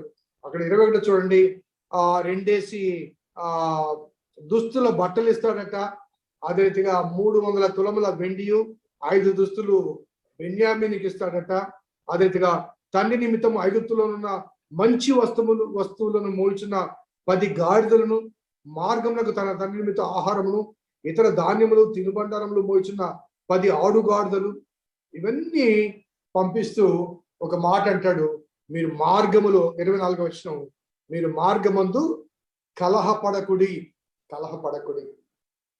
అన్ని ఇచ్చి ఏమన్నాడు, పోతూ అరే నువ్వేలా చేసావు, నువ్వే ఆ రోజు యోసేపును తాళతో కట్టావు, నువ్వే గుంటలు వేసావు, నువ్వే అమ్మావు అని మీ అందరూ కలగపడకూడదు, కొట్లాడుకోవద్దు, మీరు వెళ్ళి నీ యోసేపు ఇంకా బ్రతికి ఉన్నాడని, ఐగుప్తు దేశం అంతటిని ఏలుచున్నాడని అతనికి తెలియచేయడంగానే యోసేపు చెప్పిన ఆ మాటలు వారు తీసుకుని వారు చెప్తే అక్కడ మరి తండ్రి నమ్మలేదు. నమ్ముతాడండి? నమ్మగలడా? ఆల్మోస్ట్ అబౌట్ 20 years తర్వాత యోసేపు చచ్చిపోయాడని యోసేపు యొక్క మెమరీస్ అన్ని నాకు నుంచి వెళ్ళిపోయిన తర్వాత మరి బ్రతికి ఉన్నాడు అంటే నమ్మడం కష్టం. కానీ వారు తీసుకుని వచ్చిన ఐగుప్తుని తీసుకొచ్చిన ఆ బండ్లు కానీ, ఆ పశువులు కానీ, ఆ వస్త్ర సామాగ్రి కానీ చూచిన తర్వాత 28వ వర్షంలో ఇశ్రాయేల్ అనగా యాకోబు అంటాడు, ఇంతే చాలును, నా కుమారుని యోసేపు ఇంకా బ్రతికి ఉన్నాడు, నేను చావక మునుపు వెళ్ళి అతని చూచుదనని అతనితో చెప్పడం మనకు అక్కడ కనబడుతుంది. సో ఇక్కడ 46వ అధ్యాయానికి వచ్చేసరికి యాకోబు కనాన్ నుంచి ఐగుప్తులకు ప్రయాణం కావడానికి ఇక్కడ సిద్ధపాటు కనబడుతుంది. కాబట్టి కరువు వచ్చిన తర్వాత యోసేపు దగ్గరకు అన్నలు వచ్చిన ఆ క్షణం నుండి ఆ తర్వాత బెన్యామీను రావడం కానీ, ఆ తర్వాత తండ్రిని పిలిపించుకోవడం కానీ, ఇవన్నీ కూడా దేవుని ప్రణాళిక నెరవేర్చడానికి యోసేపు చూపిన ఒక ప్రణాళిక, అనగా ఒక plan, A plan for the purpose of God. దైవ ఉద్దేశాన్ని నెరవేర్చడానికి యోసేపు ద్వారా దేవుడు ఈ ప్రణాళిక తీసుకుని వస్తాడు. ఎందుకు ఐగుప్తులోనికి వెళ్ళాలి? కనాన్లోనే పోషించవచ్చు కదా. దేవుడు ఇశ్రాయేలు జనాంగం పట్ల ఆసక్తి కలిగి ఉంటే ఈ 70 మంది కలిగిన ఈ జనాంగాన్ని దేవుడు ఆహారాన్ని కనానుకే పంపించవచ్చు కదా. యోసేపు ఎందుకు వెళ్ళాలి? అక్కడ కరువు ఎందుకు రావాలి? కరువు కాలంలో ఐగుప్తులో ఆ ధాన్యము ఎందుకు రిజర్వ్ చేయబడాలి? వాటన్నిటి మీద యోసేపును ఎందుకు పెద్దగా చేయాలి? మరి వాగ్దానం చేయబడిన కనాన్లో నుండి, వాగ్దాన భూమి నుండి ఐగుప్తులకు ఎందుకు వెళ్ళాలి? వీటన్నిటికీ జవాబు మనకు ఆదికాండము 15వ అధ్యాయంలో దేవుడు అబ్రహాముతో మాట్లాడిన మాటలు ఒకసారి మనం జ్ఞాపకం చేసుకుందాం. ఆదికాండం 15వ అధ్యాయం 13 నుంచి. నీ సంతతి వారు తమది కాని పరదేశమందు నివసించి ఆ దేశం వారికి దాసులుగా ఉందురు. వారు 400 ఏండ్లు వీరిని శ్రమ పెట్టుదురు. వీరు ఎవరికి దాసులగుదురో ఆ జనమునకు నేనే తీర్పు తీర్చుదును. తర్వాత వారు మిక్కిలి ఆశతో బయలుదేరి వచ్చుదురు. నీవు క్షేమముగా నీ పితరుల యొద్దకు పోయేదవు. మంచి వృద్ధాప్యమందు పాతి పెట్టబడదువు. అమోరీల అక్రమము ఇంకను సంపూర్ణము కాలేదు కనుక నీ 4వ తరం వారు ఇక్కడికి మరలా వచ్చేదరని నిశ్చయముగా తెలుసుకునమని చెప్పాను. మరి 4వ తరం గురించి నేను గతంలో చెప్పాను, మరలా చెప్తాను. 4వ తరం గురించి అది ఏ 4th జనరేషన్ అనేది నేను మరలా చెప్తాను. కాబట్టి ఎందుకు యాకోబు వెళ్ళవలసి వచ్చిందంటే, కనానులో ఉన్న ఈ అమోరీల అక్రమము ఇంకా మరి అది పరిపక్వత చెందలేదు. కాబట్టి మరి దేవుడు ఆ అబ్రహాము సంతానాన్ని 400 సంవత్సరములు పరవాసులుగా ఉంటారని దేవుడు చెప్పిన మాట నెరవేర్పు. దేవుడు ఎవరితో ఏమి చెప్పినా, ఎప్పుడు చెప్పినా ఆ చెప్పిన మాట తప్పనిసరిగా ఆయన నెరవేరుస్తాడు. కాబట్టి అబ్రహాముతో చెప్పిన ఆ మాట యోసేపు కాలంలో మరి యోసేపు వెళ్ళటానికి, ఐగుప్తు వెళ్ళటానికి అక్కడ 400 సంవత్సరాలు తాను పరవాసిగా, పరదేశిగా ఉండడం అనేది కనబడుతుంది. కాబట్టి the reason behind the shifting of the people of Israel from Canaan to Egypt was God's plan. ఎందుకంటే తిరిగి 400 సంవత్సరాల తర్వాత వారిని వెనక్కి రప్పించాలి. ఆ రప్పించే సమయానికి అమోరీల అక్రమము మరి కంప్లీట్ కావాలి. అప్పుడు అమోరీలను, అక్కడున్న పెరిజీలను మరి వారందరినీ కూడా వెళ్ళగొట్టి వీరు కనాన్ను స్వతంత్రించుకోవాలి. ఇంకొక రీజన్ ఏంటంటే, అబ్రహాము ఆ కనాను స్వతంత్రించుకోవాలంటే ఆ కనాను దేశంలో అనేక జాతులు ఉన్నారు. వాళ్ళందరూ కూడా ఆ హాము సంతానం. ఎవరు? మన నోవహు హాము సంతానం. చాలా అక్రమకారు, నిమ్రోదు లాంటి గొప్ప వీళ్ళు ఉన్నారు. మరి అబ్రహాం ఒక్కడి వల్ల అవుతుందా? కాదు. పోనీ ఇస్సాకు వల్ల అవుతుందా? కాదు. పోనీ యాకోబు వల్ల అవుతుందా? కాదు. సో యాకోబుతో పాటు ఉన్నవారు ఎంతమంది? 70 మంది. ఆ 70 మంది ఆ దేశాన్ని స్వాధీనపరచుకోవడం అంటే యుద్ధం చేయడం, జయించడం అనేది కాదు. యుద్ధం చేయడానికి, జయించడానికి బహుశా దేవుడు శక్తిని ఇస్తాడు. That's a different issue. But స్వాధీనపరచుకోవాలి. 70 మంది ఆ దేశం అంతటా స్వాధీనపరచుకుంటే మీకు అర్థం కావడానికి ఒక ఎగ్జాంపుల్ చెప్తాను. ఎక్లేషియాలో ఒక 100 కుటుంబాలు ఉన్నాయి. ఈ 100 కుటుంబాలని మీరు నెల్లూరు జిల్లా మొత్తాన్ని స్వాధీనపరచుకోండి అంటే ఈ 100 కుటుంబాలు కలిసి నెల్లూరు జిల్లాను ఎంతవరకు స్వాధీనపరచుకుంటారు చెప్పండి? అసలు టౌన్ స్వాధీనపరచుకుంటాయా? టౌన్ స్వాధీనపరచుకుంటాయా? ఇప్పుడు నేనున్నాను, ఫర్ ఎగ్జాంపుల్ నాకు ఈ స్నేహనగర్ ఇచ్చారనుకోండి, స్నేహనగర్ని నేను ఒక్కడిని కాంకర్ చేయగలనా, స్వాధీనపరచుకోగలనా? నేను ఉండటానికి ఒక ఇల్లు చాలు అంతే. అన్ని ఇళ్లలో నేను ఉండలేను కదా. అన్ని ఇళ్లలో నేను ఉండాలంటే ఏం కావాలి? నా జనాంగం కావాలి. స్నేహనగర్ అనే ప్రదేశంలో మరి అక్కడ నేను స్వాధీనపరచుకోవాలంటే నాలో నుంచి కనీసం ఒక 1000 మంది వస్తే తప్ప ఆ స్నేహనగర్ని నేను కాంకర్ చేయలేను. నేను ఎగ్జాంపుల్ కోసం చెప్తున్నానండి.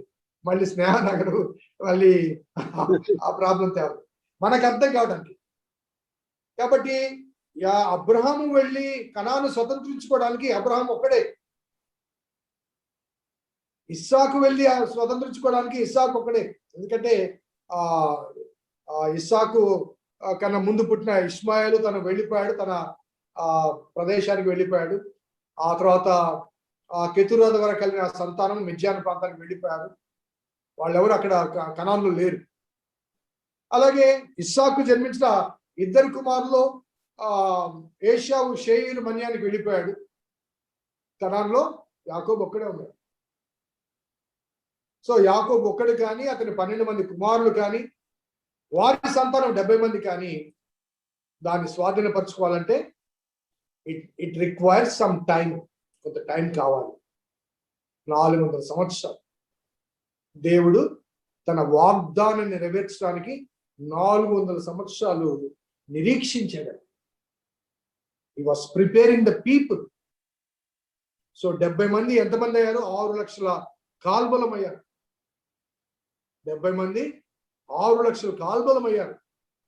కాబట్టి 6 లక్షల మంది అయితేనే తప్ప కనాను స్వాధీనపరచుకోలేదు. సో ఈ waiting period definitely multiplication of the people సంఖ్య పెరగటానికి దేవుడు ఆ సమయాన్ని కూడా తీసుకుని ఉండే అవకాశం ఉంది. సో 46వ అధ్యాయానికి మనం వస్తే, అప్పుడు ఇశ్రాయేలు తనకు కలిగినది తీసుకుని ప్రయాణమై బయర్షెబాకు వచ్చి తన తండ్రి అయిన ఇస్సాకు దేవునికి బలులు అర్పించెను. ఈ వార్త విన్న వెంటనే ఆయన ఎక్కడికి వెళ్తాడంటే బయర్షెబాకు వెళ్తాడు. బయర్షెబా గురించి కొన్ని పాత రెఫరెన్స్ నేను చూపిస్తాను. ఆదికాండము 21వ అధ్యాయం 30-31 చదువుతాను. నేనే ఈ బావిని త్రవ్వించినందున నాకు సాక్షార్థముగా ఈ 7 గొర్రెలను నీవు నా చేత పుచ్చుకొనవలని చెప్పిన అక్కడ వారిద్దరూ అట్లు ప్రమాణము చేసినందున ఆ చోటు బయర్షెబా అనబడను. బయర్షెబాలో వారు అలాగ ఒక నిబంధన చేసుకుని ఆ తర్వాత అబీమెలెకు తన సేనాధిపతిన ఫీకోలుతో ఫిలిప్పీల దేశంలోకి తిరిగి వచ్చెను. అబ్రహాము బెయేర్షెబాలో ఒక పిచ్చుల వృక్షము నాటి అక్కడ నిత్యదేవుడైన యెహోవా పేరిట ప్రార్థన చేశాను. అబ్రహాము ఫిలిస్తీన్ల దేశంలో అనేక దినములు పరదేశిగా ఉండెను. సో అబ్రహాము ఈ ఫిలిస్తీన్లతో అనగా అబీమెలెక్ తో నిబంధన చేసుకున్న తర్వాత ఈ బయర్షెబా అనే ప్లేసు మరి ఆ ఫిలిస్తీన్లకు అబ్రహాముకు మధ్య ఒక నిబంధనగా ఉంటుంది. అక్కడ మరి యెహోవా నామమున ప్రార్థన చేస్తాడు. అబ్రహాం అక్కడ ప్రార్థన చేసే స్థలము. అక్కడ పిచ్చుల వృక్షం ఒకటి నాటాడు. పిచ్చుల వృక్షము అది మరి భారతదేశంలో ఉందో లేదో నాకు తెలియదు, కానీ ఈ వృక్షం ఒక లక్షణం ఏంటంటే అది ఎప్పటి కూడా ఎండిపోదట. Always green. So always green అంటే అక్కడ అబ్రహాము ఆ చెట్టును ఎందుకు నాటి ఉంటాడంటే ఆ చెట్టు ఎడారి ప్రాంతంలో ఒక చెట్టు చాలా అవసరం. ఎడారి ప్రాంతంలో ఇసుక తిన్నెల మధ్య ఒక చెట్టు ఉందంటే ఆ చెట్టు దగ్గర నీడ ఉంటుంది. ఆ నీడ ఎడారి ప్రాంత ప్రజలకు సేద తీరుస్తుంది. కాబట్టి బయర్షెబాలో ఒక చెట్టును నాటాడు. ఆ చెట్టు పిచ్చుల వృక్షం అంటే అది ఎప్పటికీ వాడిపోదు, ఎండిపోదు. కాబట్టి ఎప్పటికైనా అక్కడ ప్రార్థన చేయడానికి ఒక ప్రార్థనా స్థలముగా అబ్రహాము ఆ ప్రదేశాన్ని ఎన్నుకున్నట్లుగా మనం భావించే అవకాశం ఉంది. ఎందుకంటే ఎడారి ప్రాంతంలో వెళ్ళినప్పుడు ఆ చెట్టు నీడనిస్తుంది, సేద తీరుస్తుంది, ఎంత సమయమైనా అక్కడ గడపవచ్చు. అదే రీతిగా దేవుడు ఎన్నుకున్న స్థలం అది. కాబట్టి అక్కడ అబ్రహాము ప్రార్థన చేసినట్లుగా మనము గమనించవచ్చు. అదే రీతిగా 26వ అధ్యాయం 23-25 వచనాలు మనము గమనిస్తే, అక్కడ నుండి ఇస్సాకు అతడు బయర్షెబాకు వెళ్ళను. ఆ రాత్రి యెహోవా అతనికి ప్రత్యక్షమై, నేను నీ తండ్రి అయిన అబ్రహాము దేవుడను, నేను నీకు తోడై ఉన్నాను గనుక భయపడకము, నా దాసుడైన అబ్రహామును బట్టి నిన్ను ఆశీర్వదించి నీ సంతానమును విస్తరింపు చేసి చెప్పాను. అక్కడ అతడు ఒక బలిపీఠము కట్టి యెహోవా నామమున ప్రార్థన చేసి అక్కడ తన గుడారమును వేసాను. అప్పుడు ఇస్సాకు దాసులు అక్కడ బావిని తవ్విరి. సో ఇస్సాకు కూడా ఏం చేశాడు? బయర్షెబాకు వెళ్ళి అక్కడ బలిపీఠము కట్టి యెహోవా నామమున ప్రార్థన చేశాడు. సో రెండు చోట్ల కూడా యాకోబు యొక్క తాతగారు అబ్రహాం కానీ, అదే రీతిగా యాకోబు యొక్క తండ్రి అయిన ఇస్సాకు కానీ బయర్షెబాలో యెహోవా నామమున ప్రార్థన చేశారు. So before moving in to the Egypt, యాకోబు కూడా అదే ప్రదేశానికి, తమ తాతగారు ఎక్కడ ప్రార్థన చేశారో యెహోవా నామమున, తన తండ్రి ఎక్కడ ప్రార్థన చేశాడో ఆ ప్రదేశానికి వచ్చి అక్కడ మరి ప్రార్థన చేస్తారు. ఆ రాత్రి అక్కడే ఉండి బలులు అర్పిస్తారు. అనగా బయర్షెబా ఇండైరెక్ట్లీ ఆనాటి ప్రజలకు the place of God's presence, దేవుని సన్నిధి కలిగింది, దేవునితో సంభాషించగలిగింది, దేవుడు వారితో మాట్లాడగలిగింది, దేవునికి బల్యర్పణలు గావించగలిగింది, దేవుడితో వారు సహవసించే ఒక బిఫోర్ ఎనీ ఫర్దర్ స్టెప్, ఒక మూమెంట్, ఒక స్టెప్ చేయకముందు ఆ బయర్షెబా అనే ప్రదేశంలో వారు ప్రార్థన చేసి ముందుకు సాగడం, ఒక తీర్మానం తీసుకోవడం అనేది మనకు కనిపిస్తుంది. కాబట్టి బయర్షెబా అనేది ఒక ప్రాముఖ్యమైన ప్రదేశం. కాబట్టి యాకోబు కూడా బయర్షెబాకు వెళ్తాడు. అక్కడ దేవుడు 3వ వర్షంలో, నేనే దేవుడను, నీ తండ్రి దేవుడను, ఐగుప్తులకు వెళ్ళటకు భయపడకము, అక్కడ నిన్ను గొప్ప జనముగా చేసేదను, నేను ఐగుప్తులకు నీతో కూడా వచ్చేదను, అంతేకాదు నేను నిశ్చయముగా నిన్ను తిరిగి తీసుకుని వచ్చేదను. యోసేపు నీ కన్నుల మీద తన చెయ్యి ఉంచునని సెలవీయగా యాకోబు లేచి బయర్షెబా నుండి వెళ్ళెను అని ఇక్కడ రాయబడ్డ మాటలు గమనిస్తే, అక్కడ తిరిగి దేవుడు ప్రత్యక్షమై, నువ్వు ఐగుప్తుకు వెళ్ళు, నేను నీతో కూడా వస్తాను. వెళ్ళమని చెప్పడం కాదు, నేను 4వ వచనం, నేను ఐగుప్తునకు నీతో కూడా వచ్చేదను, నిశ్చయముగా తిరిగి నిన్ను తీసుకుని వస్తాను, తిరిగి తీసుకుని వస్తాను. ఇక్కడ మనము ఒక విషయాన్ని మనం ఆలోచించాలి. అదేంటంటే 12వ అధ్యాయంలో దేశంలో కరువు వచ్చింది అబ్రహాం కాలంలో. 12వ అధ్యాయము 10వ వచనంలో గమనిస్తే, అబ్రహామునకు కరువు వచ్చినప్పుడు ఐగుప్తు వెళ్ళాడు. ఐగుప్తుకు వెళ్ళడం ద్వారా అబ్రహాము కొన్ని సమస్యలు వచ్చాయి, మనకు తెలుసు అక్కడ కలిగిన ఆ సమస్యలు. ఆ అబ్రహాము ఐగుప్తుకు వెళ్ళే సమయంలో అబ్రహాము దేవుని సంప్రదించలేదు. It was totally his own decision. Abraham నేను చూపించి దేశానికి రమ్మన్నాడు, నిన్ను అనేక జనాంగా చేస్తానని చెప్పి కనానుకు రమ్మంటే దేవుని అనుమతి లేకుండా, దేవుని సంప్రదించకుండా అబ్రహాము దేశంలో కరువు కలిగినప్పుడు ఆ దేవుని ఆశ్రయించకుండా ఐగుప్తుకు వెళ్ళాడు. చాలాసార్లు మన జీవితాల్లో కష్టాలు కలిగినప్పుడు కొన్నిసార్లు ఆల్టర్నేటివ్స్ మనం మెథడాలజీ వెన్నుకుంటూ ఉంటాం.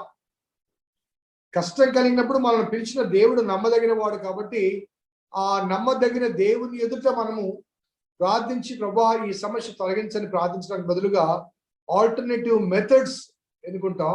అబ్రహాము జీవితంలో మరి ఐగుప్తుకు వెళ్ళడం అనేది దేవుని ప్రణాళిక కాదు, దేవుడు వెళ్ళమని చెప్పలేదు. అలాగే 26వ అధ్యాయంలో దేవుడు ఇస్సాకును పిలుస్తాడు. అప్పుడు మరలా కరువు వస్తుంది. అనగా యాకోబు జీవితంలో ఒక కరువు కనబడుతుంది 12వ అధ్యాయంలో.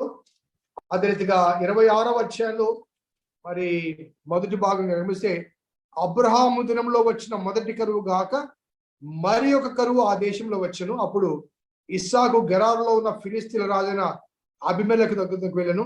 అప్పుడు యెహోవా అతనికి ప్రత్యక్షమై, నీవు ఐగుప్తులోనికి వెళ్ళక నేను నీతో చెప్పు పరదేశమందు నివసించుము, ఈ దేశమందు పరవాసమై ఉండుము, నేను నీకు తోడై ఉండి నిన్ను ఆశ్రయించు. ఇస్సాకు కూడా ఏమని చెప్తాడు? అప్పుడు కూడా కరువు వచ్చింది. అబ్రహాము ఏ రీతిగా కరువు కాలంలో ఐగుప్తుకు వెళ్ళాడో ఇస్సాకు కూడా కరువు కాలంలో ఐగుప్తుకు వెళ్ళే అవకాశాలు ఉన్నాయి. కానీ దేవుడు ఏమంటున్నాడు? నీ తండ్రి అయిన అబ్రహాము ఐగుప్తుకు వెళ్ళిన రీతిగా నువ్వు వెళ్ళొద్దు, ఇక్కడే ఉండు, నేను నీకు తోడుగా ఉంటాను, నేను నిన్ను దీవిస్తా. సో అబ్రహాము కాలంలో ఐగుప్తుకు వెళ్ళడానికి దేవుడు అనుమతి ఇవ్వలేదు. ఇస్సాకు కాలంలో దేవుడు వారిని ఐగుప్తుకు వెళ్ళడానికి ఒప్పుకోలేదు. కానీ యాకోబును నువ్వు ఐగుప్తుకు వెళ్ళు అన్నాడు. యాకోబును ఐగుప్తునకు వెళ్ళు అన్నాడు. ఎందుకంటే దేవుడు తాను తన ప్రణాళిక చొప్పున కొనసాగిస్తున్న కార్యక్రమంలో ఇట్ వాస్ గాడ్స్ టైం. దేవుని కాలము రాకముందే అబ్రహాము వెళ్ళటానికి ప్రయత్నం చేశాడు. దేవుని నిర్ణయించిన కాలం రాకముందే ఇస్సాకు వెళ్తాడేమో అని చెప్పి దేవుడు ముందుగానే ఆపుతాడు. కానీ దేవుని నిర్ణయ గడియ కాలము సంపూర్ణమైనప్పుడు దేవుడు తన కుమారుని ఏ రీతిగా పంపించాడో దేవుడు నిర్ణయించిన ఆ కాలము ఆసన్నమైంది కాబట్టి దేవుడు అక్కడికి యాకోబును వెళ్ళమని చెప్పడం జరుగుతుంది. వెళ్ళమని చెబుతూ ఇంకో మాట ఏంటంటే, నేను నీతో కూడా వస్తాను, నేను నీతో కూడా వస్తాను. యాకోబుతో 2 సార్లు ఈ మాటలు మాట్లాడతానండి. ఒకసారి 28వ అధ్యాయం కూడా గమనించండి. 28వ అధ్యాయం 15వ వచనం, ఇదిగో నేను నీకు తోడై ఉండి నీవు వెళ్ళు ప్రతి స్థలమందు నిన్ను కాపాడుచు ఈ దేశమునకు నిన్ను మరలా రప్పించదును, నేను నీతో చెప్పినది నెరవేర్చు వరకు నిన్ను విడువనని చెప్పాడు. నేను నీకు తోడై ఉంటాను, మళ్ళా తీసుకుని వస్తాను, నేను చెప్పేది నెరవేర్చే వరకు నిన్ను విడువను అంటాడు. ఇక్కడ కూడా నీ తండ్రి దేవుడును ఐగుప్తులకు వెళ్ళటకు భయపడకము, అక్కడ నిన్ను గొప్ప జనముగా చేసేదను, నేను ఐగుప్తులకు నీతో కూడా వస్తాను, అంతేకాదు నేను నిశ్చయముగా నిన్ను తిరిగి తీసుకుని వచ్చేదను, నిశ్చయముగా నేను నిన్ను తిరిగి తీసుకుని వచ్చేదను. సో ఇక్కడ మనం అర్థం చేసుకోవాలి ఒక విషయం ఏంటంటే, యాకోబు తిరిగి వచ్చాడా? యాకోబు వచ్చాడా? యాకోబు దేహం వచ్చిందా? యాకోబు రాలేదు. మరి యాకోబును తీసుకుని వస్తానని చెప్పాడు దేవుడు, కానీ యాకోబు రాలేదు. 49వ అధ్యాయము 29వ వచనం చూడండి. తరువాత అతడు వారికి ఆజ్ఞాపించి, నేను నా స్వజనులకు చేర్చబడుతున్నాను, హిత్తీయుడైన ఎఫ్రోను భూమి అందున గుహలో నా తండ్రి యొద్ద నన్ను పాతిపెట్టి, ఆ గుహ కనాన దేశం మమ్రే యొద్ద ఉన్నది, మక్ఫేలా పొలములో ఉన్నది. అబ్రహాం దానిని ఆ పొలమును హిత్తీయుడైన ఎఫ్రోను దగ్గర శ్మశాన భూమి కొరకు కొన్నాడు. అక్కడనే వారు అబ్రహామును అతని భార్యను శారాను పాతిపెట్టి, అక్కడనే ఇస్సాకును అతని భార్య రిబ్కాను పాతిపెట్టి, అక్కడనే నేను లేయాను పాతిపెట్టుని. ఆ పొలము అందులో ఉన్న గుహయు హేతు కుమారుడు కొనబడదను. యాకోబు తన కుమారులకు ఆజ్ఞాపించి చాలించి మంచం మీద తన కాళ్ళు ముడుచుకుని ప్రాణం విడిచి తన స్వజనులకు చేర్చబడను. ఓకే, ఇక్కడ దేవుడు మరి నిన్ను తీసుకుని వస్తానని చెప్పిన మాట ఏ రీతిగా నెరవేర్చబడింది? ఆయన ఫిజికల్ గా వచ్చాడా, డెడ్ బాడీగా వచ్చాడా? మరి డెడ్ బాడీగా వస్తే దానికి తగిన సూచన ఏంటి అంటే, అక్కడే అనగా 46వ అధ్యాయంలోనే నిశ్చయముగా నిన్ను తిరిగి తీసుకుని వస్తాను. 4వ వచనంలో తిరిగి తీసుకుని వచ్చిందంటూ ఆ కంటిన్యూషన్ చూడండి. యోసేపు నీ కన్నుల మీద తన చెయ్యి ఉంచునని సెలవిచ్చాడు. యోసేపు నీ కన్నుల మీద తన చెయ్యి ఉంచుతాడు అంటే అర్థం ఏంటి? కళ్ళు మూస్తాడు కదా. ఎవరైనా సడన్గా చనిపోతే ఏం చేస్తారు చెప్పండి? ఇమ్మీడియట్ గా కనురెప్పలు మూస్తాడు. కాబట్టి యోసేపు నీ కన్నులు మూస్తాడంటే దాని యొక్క అర్థం ఏంటి? యోసేపు నివసించిన ఐగుప్తులోనే అతను చనిపోతాడు, కానీ అతన్ని తీసుకుని వచ్చి మక్ఫేలా గుహంలో అతన్ని పాతి పెడతారు అన్నది అక్కడ మనం గమనించే అవకాశం ఉంది. అలాగే 50వ అధ్యాయము 13లో కూడా మనం గమనిస్తే, అతని కుమారులు కనాను దేశంలోకి అతని శవమును తీసుకుని పోయి మక్ఫేలా పొలములో ఉన్న గుహలో పాతి పెట్టింది. దానికి ఆ పొలమును అబ్రహాము తనకు శ్మశానం కొరకు స్వాస్యముగా ఉండు నిమిత్తం మమ్మరి ఎదుట హిత్తీయుడైన ఎఫ్రోన్ దగ్గర కొనను. యోసేపు తన తండ్రిని పాతి పెట్టిన తర్వాత అతడు అతని సహోదరులు అతని తండ్రిని పాతి పెట్టి వెళ్ళిన వారందరూ తిరిగి ఐగుప్తులకు వచ్చింది. తండ్రిని పాతి పెట్టిన తర్వాత తిరిగి ఐగుప్తులకు వచ్చింది అనే మాట రాయబడింది. సో దేవుని నిర్ణయించిన ఆ ప్రణాళిక చొప్పున వారు అక్కడికి వెళ్ళారు. ఆ తర్వాత యాకోబు కానీ తన భార్య కానీ తన బిడ్డలు కానీ వారందరూ కలిసి వెళ్ళడం కనబడుతుంది. 8వ వచనం నుండి ఇక్కడ కొంత ఐగుప్తులకు వెళ్ళిన వారి యొక్క లిస్టు రాయబడింది. ఆ లిస్టు మొత్తం నేను చదవను, కానీ కొన్ని విషయాలు 15వ వచనంలో వీరు లేయా కుమారులు, ఆమె పద్దనరాములో యాకోబు వారికి అతని కుమారుని దినాలు కలను. అతని కుమారులు అతని కుమార్తెలు అందరూ 33 మంది. ఎవరు? లేయా ద్వారా కలిగిన కుమారులు కానీ వారి యొక్క సంతానం కుమారులు కానీ మొత్తము ఆ లేయాకు పుట్టిన లేయాకు ఎంతమంది ఉంది? 6 కదా. ఆ 6కి పుట్టిన బిడ్డలు మొత్తం కలిసి 33. అదే రీతిగా లేయా దాసిన జిల్ఫా కుమారులు 14 మంది. 18వ వచనం చూడొచ్చు, 14 మంది. అదే రీతిగా యాకోబు భార్య అయిన రాహేలు కుమారులు యోసేపు బెన్యామీను వారిద్దరు. వారికి యోసేపునకు 2, అదే రీతిగా బెన్యామీనునకు బెలా బెకెరు మొత్తం 14, అనగా వారి పిల్లలు కానీ. అదే రీతిగా బిల్హా కుమారులు వారు 7. సో వీరందరూ కలిసి లెక్క వేస్తే 33 + 16 + 14 + 7 ఎంతమంది అండి? 70 మంది అవుతారు. సో ఇక్కడ 70 మందిలో 26వ వచనం ఒకసారి చూద్దాం. యాకోబు కోడలను వినాయించి అతని గర్భవాసమున పుట్టిన యాకోబుతో ఐగుప్తులకు వచ్చిన వారందరూ 66. ఐగుప్తులో అతనికి పుట్టిన యోసేపు కుమారులిద్దరు. ఐగుప్తులకు వచ్చిన యాకోబు కుటుంబం వారందరూ 70 మంది. అంటే ఎవరెవరు? ఈ 66 మంది కాకుండా యోసేపు కుమారులు, యాకోబు. అర్థమైందండి? 70. సో అక్కడ భార్యలు మినహాయించారు సంఖ్యలో, స్పష్టంగా రాయబడింది. అనగా women were not included in the list. So 70 మందితో పాటుగా 70 మంది పురుషులు వెళ్ళారు. వారితో పాటుగా వారి భార్యలు కూడా వారు అక్కడికి వెళ్ళారు.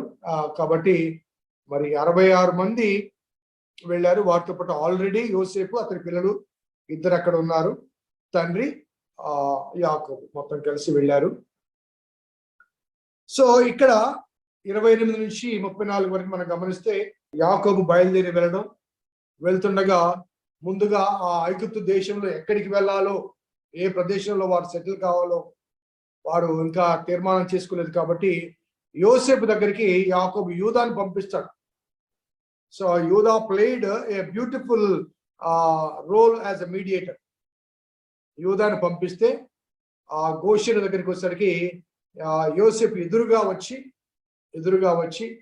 మరి తండ్రి మెడ మీద పడి ఆ తండ్రితో కలిసి దుఃఖించడం. ఆ తండ్రి, నీవు ఇంకా బ్రతికి ఉన్నావు, నీ ముఖం చూచాను, కాబట్టి నేను చనిపోయినా పర్వాలేదు అనే ఆ మాటలు వాడడం జరుగుతుంది. ఆ సీన్ ఒకసారి మనము రీకన్స్ట్రక్ట్ చేసుకుంటే మన ఎదురుగా ఉంటే ఆ బ్యూటిఫుల్ సీన్ అండి. యోసేపు ఆ తండ్రిని కలుసుకోవడం కానీ, ఆ తండ్రి దుఃఖించడం కానీ, ఇవన్నీ కూడా ఆ ప్యాలెస్ లో కాకుండా మార్గ మధ్యలో ఎదురుగా వెళ్ళి తండ్రిని కౌగిలించుకొని మెడ మీద పడి ముద్దు పెట్టుకుని దుఃఖించడం, ఇవన్నీ కూడా మనం గమనించవచ్చు. ఆ తర్వాత మరి అక్కడ హెబ్రీలు అంటే వారికి అసహ్యులు, అనగా ఐగుప్తులకు అసహ్యులు. అట్ ద సేమ్ టైం పశువుల కాపర్లు అంటే ఇంకా చాలా అసహించుకుంటారు. ఎందుకంటే ఒక రీజన్ మనం గమనించవచ్చు ఎందుకు అసహించుకుంటే, Egyptians are well civilised people. అప్పటికే నేను గత వారంలో కూడా చెప్పాను, ఈజిప్ట్స్ అండ్ మెసోపొటేమియా ఈ రెండు కూడా వెల్ సివిలైజ్డ్ పీపుల్. సో గొర్రెల కాపరులు అంటే వారి దగ్గర ఉండేది గొంగలు తప్ప ఇంకోటి ఉండదు. మన గొర్రెల కాపరు కొంతమంది చూస్తున్న నల్లటి గొంగలు, ఈ రోజుల్లో నల్ల గొంగలు కనబడడం లేదండి, కానీ సాయంకాలం వచ్చేవాళ్ళు. సో ఆ రోజుల్లో గొర్రెల కాపర్లు ఏం చేసామంటే, గొర్రెలు మేత కోసం ఆ కొండల మీదకి గుట్టల మీదకి తీసుకుని వెళ్ళేవారు. వారి దగ్గర చేతిలో ఒక కర్ర ఉంటుంది, ఒక కుంకి కర్ర, కొమ్మలు ఉంచి మేత ఇవ్వటానికి. అదే రీతిగా గొంగలి, నల్ల గొంగలి ఉంటుంది. ఆ గొంగలి యొక్క ఉపయోగం ఏంటంటే అదే పరుచుకుంటారు, అదే కప్పుకుంటారు. ఆ దుమ్మి ధూళిలో, ఆ అడవుల్లో, ఆ ఎడారుల్లో దాన్నే పరుచుకుంటారు, దాన్నే కప్పుకుంటారు. ఎండ అయినా అదే నీడ ఇస్తుంది, వానైనా అదే కాపాడుతుంది, చలి అయినా అదే కాపాడుతుంది. కాబట్టి ఇట్లా అడవులోకి వెళ్ళినప్పుడు అక్కడ ఎడారి ప్రాంతం కాబట్టి నీటి ఊటలు, నీటి బుగ్గలు, స్ట్రీమ్స్ కనబడవు. కాబట్టి వారు ఎన్ని దినాలైనా కానీ స్నాన సంస్కారాలకి అవకాశం ఉండదు సాధారణంగా. కాబట్టి వారిని ఆ గొంగలితో చూడగానే వారి మురికి వారు, అశుభ్రత కలిగిన వారు అని భావించే అవకాశాలు ఉన్నాయి. కాబట్టి హెబ్రీలు అనగానే, గొర్రెల కాపర్లు అనగానే ఈ సివిలైజ్డ్ పీపుల్ అనగా కల్చర్డ్ పీపుల్, వారిని దూరంగా పెడతారు. కాబట్టి మీరు గొర్రెల కాపర్లు అని చెప్పొద్దు అని చెప్తారు. కానీ ఆయనే చెప్తాడు ఫరోకి, చెప్తూ ఒక మాట ఏమంటే 34వ వచనంలో, మా చిన్నతనం నుంచి ఇది వరకు నీ దాసులమైన మేము మా పూర్వీకులు పశువులు గలవారమై ఉన్నాం. అనగా మేము గొర్రెల కాపరు కూలి వాళ్ళం కాదు, పశువులు కలిగిన యజమానులము. పశువులు మా పూర్వీకుల కాలం నుంచి పశువుల మంద మాకుంది, అనగా మేము యజమానులము. మనము గ్రామాల్లోకి వెళ్ళి అది కొండల గుట్టల మీదకి వెళ్ళి మేపుకొని వచ్చే కూలి వాళ్ళము, పని వాళ్ళం కాదు, మేము యజమానులము అని చెప్పండి అని చెప్పడం అనేది మనకు కనబడుతుంది. ఇక్కడ ఒక విషయాన్ని నేను ఈ 4వ తరం అనే దాన్ని ఒక్కసారి మీకు జ్ఞాపకం చేయాలని కోరుకుంటున్నాను. ఆదికాండం 15లో 13, 16లో నీ 4వ తరము అనగా 400 సంవత్సరాల తర్వాత తిరిగి వస్తారని చెప్పబడింది. 400 సంవత్సరాల తర్వాత తిరిగి వస్తారు. 4వ తరం ఏమిటి అన్నదానికి దేవుడు అనగా నాకు ఇంకొక ఎగ్జాంపుల్ ఇక్కడే 46:11 చూడండి. లేవి కుమారులైన గెర్షోను, కహతు, మెరారి. గెర్షోను, కహతు, మెరారి ఈ ముగ్గురు ఎవరండి? లేవి కుమారుడు. ఓకే, అది అలాగే పక్కన పెట్టుకొని నిర్గమకాండం 6వ అధ్యాయానికి రండి, 16వ వచనం. లేవి కుమారుల పేరు వారి వారి వంశావళి చొప్పున ఏవనగా గెర్షోను, కహతు, మెరారి. అక్కడ రాయబడ్డ ఆ ముగ్గురు పేర్లు కనబడుతున్నాయి. లేవి 137 ఏళ్ళు బతికెను. గెర్షోను కుమారులు వారి వారి వంశావళి చొప్పున లెబ్ని, షిమి. కహతు కుమారులు అమ్రాము, ఇస్హారు, ఎబ్రోను, ఉజ్జియేలు. కహతు 133 ఏళ్ళు బ్రతికెను. మెరారి కుమారులు మహాలి, మూషి. వీరు తమ తమ వంశావళి చొప్పున లేవి కుటుంబములు. అమ్రాము తన మేనత్తైన యొక్బెతును పెళ్లి చేసుకొనెను. ఆమె అతనికి అహరోను, మోషేను కనెను. ఎవరు కన్నారు? అమ్రాము కన్నాడు. అమ్రాము ఎవరి కుమారుడు? కహతు కుమారుడు. కహతు ఎవరి కుమారుడు? లేవి కుమారుడు. సో ఐగుప్తులకు వెళ్ళింది ఎవరు? లేవి వెళ్ళాడు కదండి. లేవి తర్వాత సెకండ్ జనరేషన్ ఎవరు? కహతు. కహతు తర్వాత జనరేషన్ ఎవరు? అమ్రాము. అమ్రాము తర్వాత 4వ తరం ఎవరు? అహరోను, మోషే. కాబట్టి వారు వెళ్ళిన తర్వాత 4వ తరము ఐగుప్తులకు వెళ్ళిన తర్వాత the 4th generation will return back అనే భావన మనం అర్థం చేసుకోవడానికి అవకాశం ఉందంటే, ఆ లేవి వెళ్ళాడు, ఆ తర్వాత 4వ తరము వెనక్కి వచ్చింది. ఇంకా లేవిని కూడా తొలగిస్తే అనగా లేవి వెళ్ళిన వాడిని తొలగిస్తే కహతు, అమ్రాను, అదే రీతిగా అహరోను, మోషేలు, అదే రీతిగా మోషే అహరోన్ల సంతానం వారు మరి కనాన్లోకి వస్తారు. సో ఈ రీతిగా కూడా 4th జనరేషన్ అనే మాటను మనము అర్థం చేసుకోవడానికి అవకాశం ఉంటుంది. So we conclude the Bible study for here.